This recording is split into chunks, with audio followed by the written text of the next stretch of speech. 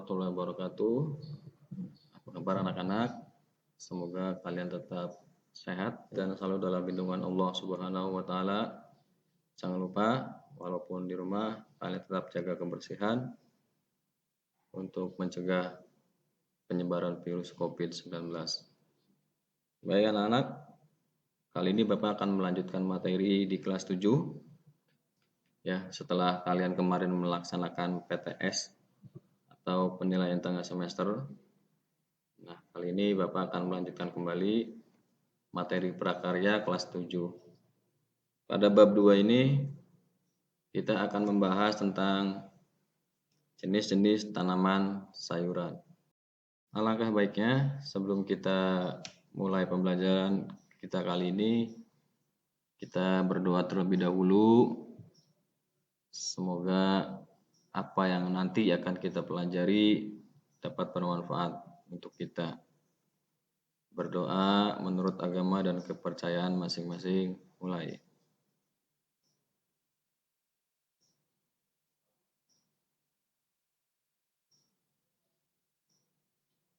Selesai. Nah, pada pertemuan kali ini, setelah kalian melaksanakan PTS ya atau penilaian tengah semester, Bapak akan melanjutkan ke bab 2. Nah, pada pembahasan kali ini Bapak akan membahas tentang jenis-jenis tanaman sayuran. Mungkin tidak asing lagi bagi kalian yang namanya sayuran ya. Hampir tiap hari kalian menjumpai sayuran. Nah, sebelum kita masuk ke jenis-jenis tanaman sayuran, Bapak akan menerangkan tentang budidaya tanaman sayuran. Nah, nanti akan kita bahas pada materi berikutnya ya. Budidaya tanaman sayuran Indonesia sebagai daerah tropis dapat membudidayakan tanaman sayuran sepanjang tahun ya. Artinya tidak ada hentinya karena tersedianya sinar matahari yang cukup sebagai bahan untuk melakukan fotosintesis terhadap sayuran itu sendiri. Nah, tanaman sayuran dapat tumbuh dengan baik di berbagai daerah di Indonesia. Hal tersebut merupakan anugerah Tuhan yang Maha Esa.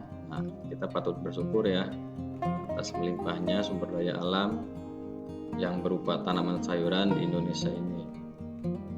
Nah, kita dapat mengambil banyak manfaat dari tanaman sayuran. Budidaya tanaman sayuran. Sayuran merupakan tanaman hortikultura ya, yang dibudidayakan secara intensif. Nah, kalau kalian mau tahu apa arti hortikultura, seperti biasa, Bapak persilakan kalian mencari sendiri di Google ya, browsing. Tujuannya apa? Supaya kalian bisa mandiri. Tidak harus dijelaskan dengan Bapak. Sengaja Bapak tidak menjelaskan apa arti hortikultura supaya kalian penasaran. Kalau kalian penasaran ingin tahu sehingga kalian browsing. Budidaya merupakan usaha untuk menambah, menumbuhkan dan mewujudkan benda ataupun makhluk hidup agar lebih besar atau tumbuh dan berkembang biak atau bertambah banyak. Itu tadi pengertian dari budidaya. Kenapa budidaya dilakukan? Ya, supaya kita bisa memenuhi permintaan pasar atau konsumen yang semakin meningkat dari waktu ke waktunya. Coba kalian bayangkan ketika seorang membutuhkan sayuran dan tidak ada yang membudidayakannya, pasti kita akan mengimpor sayuran dari luar. Sehingga para petani sayuran melakukan budidaya tujuannya supaya memperbanyak, supaya permintaan pasar bisa dipenuhi. Oke, ya.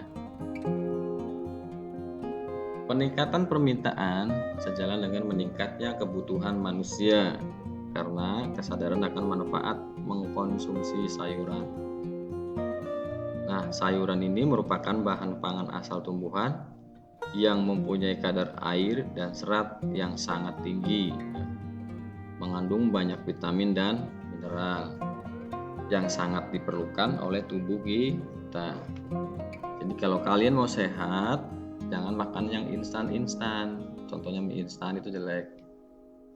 Makanya yang berserat seperti sayuran, buah-buahan, ya itu karena vitamin dan mineral serta seratnya itu dibutuhkan oleh tubuh kita. Beberapa contoh jenis tanaman sayuran. Ya. Yang pertama ada tomat, ya, atau dalam bahasa aslinya Lycopersicon esculentum, ya. Dalam bahasa Latin ya tomat itu. Mungkin kalian tahu ya untuk tomat yang bundar, ada yang hijau, ada yang merah. Nah, tomat ini merupakan tanaman produk semusim ya, berbatang lemah dan basah. Ciri-cirinya daunnya berbentuk segitiga, buahnya ada yang hijau waktu muda dan kuning atau merah waktu tua. Kebanyakan tanaman ini umumnya dengan biji ya, atau perkembangbiakannya bisa menanam dengan biji dan bisa dibudidayakan pada lahan kering. Artinya tidak hanya lahan basah, kalau terlalu basah malah nanti akan busuk ya. Nah, umur panennya cepat ya. Tanaman tomat ini lebih kurang antara 55 sampai 60 hari atau 2 bulan ya setelah tanam ya. HST itu hari setelah tanam ya. Nah, tomat juga termasuk sayuran buah yang sangat digemari. Tidak hanya untuk sambal ya, untuk berbagai macam penghias tanam makanan juga ya banyak digunakan tomat ini. Contohnya dikenakan nasi goreng, pinggir jalan pasti ada tomatnya, sayurannya. Kemudian untuk buat manisan ya, untuk jus itu bagus sekali.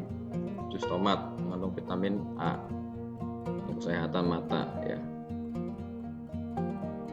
Nah, di sini Bapak jelaskan juga selain sebagai bumbu lalap juga bisa dibuat saus tomat ya,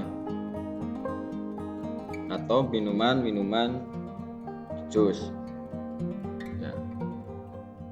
Nah, tomat juga banyak mengandung vitamin A dan C.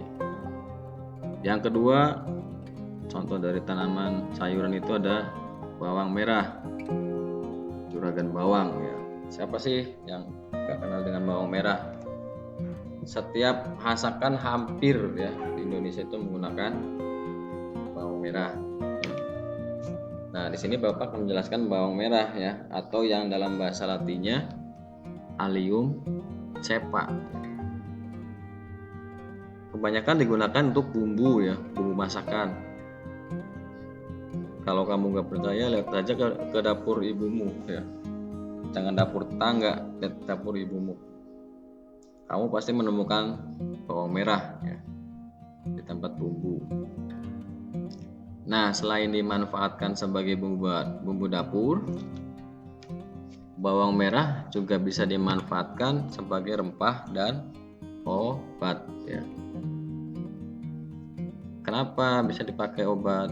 Kandungan minyak atsiri ya, atsirinya itu dapat menyembuhkan beberapa gangguan kesehatan.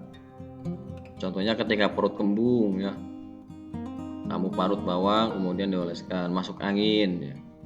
Termasuk ketika anak-anak panas juga bisa dipakaikan bawang merah ya, untuk menurunkan panas demam. Nah, bawang merah dapat tumbuh pada tanah sawah atau tegalan. Tegalan itu sawah yang diunduk-unduk ya. Nah, panennya bawang merah itu dilakukan saat udara cerah ya, dengan umur tanaman antara 65 sampai 90 hari setelah tanam atau HST.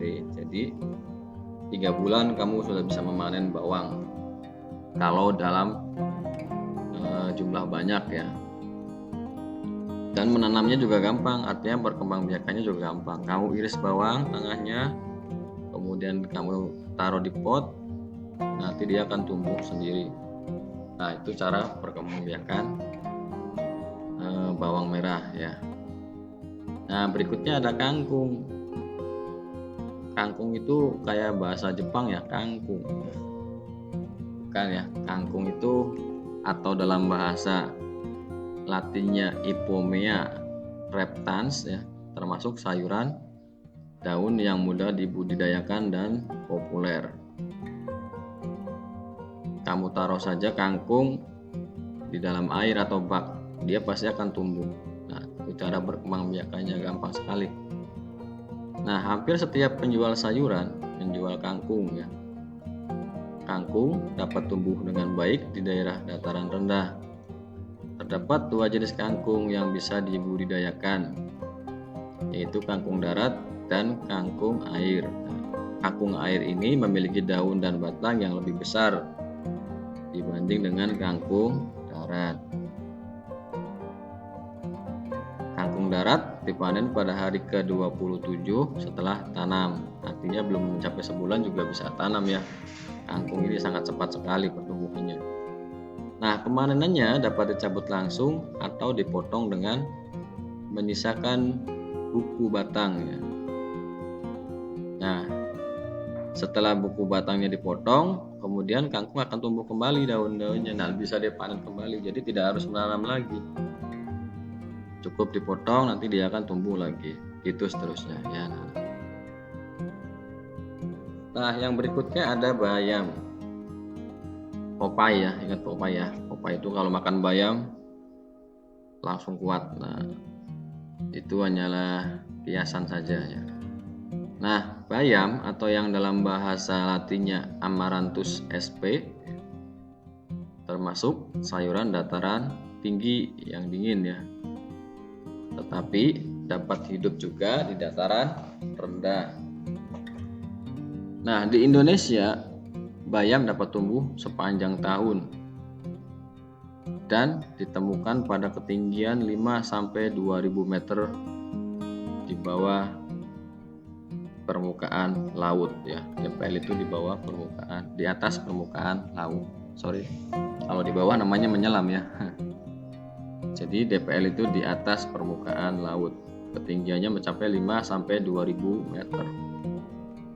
Nah, bayam juga akan tumbuh subur di daerah panas dan dingin.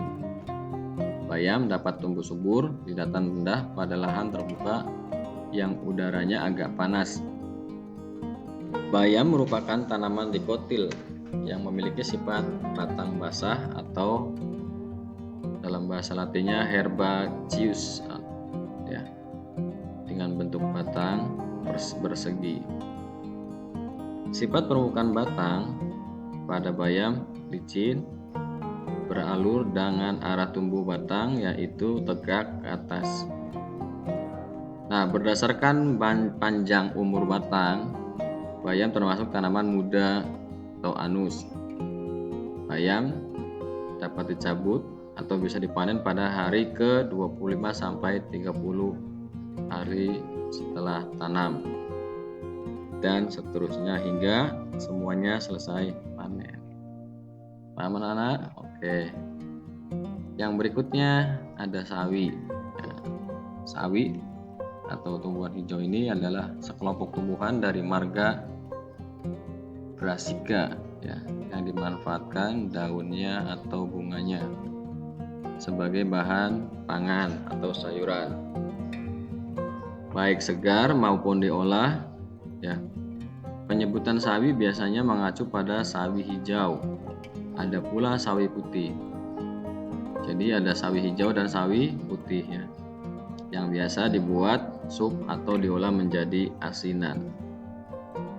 Jenis lain yang kadang-kadang disebut sebagai sawi hijau adalah sawi sayur ya, atau sawi sendok, atau yang disebut dengan pakcoy atau bokcoy bahasa Cinanya ya.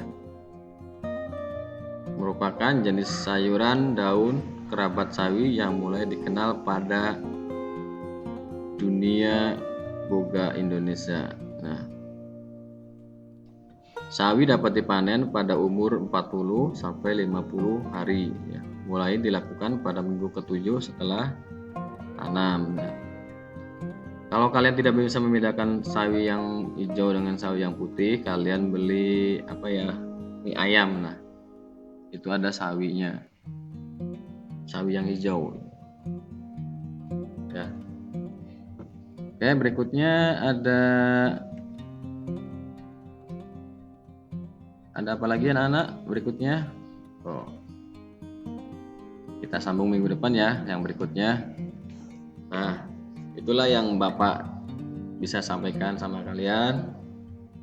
Mudah-mudahan bisa dipahami ya. Tetap jaga kesehatan. Jangan lupa belajar terus untuk masa depan kalian. Akhirnya Bapak akhiri pertemuan kali ini. Tetap semangat. Assalamualaikum warahmatullahi wabarakatuh.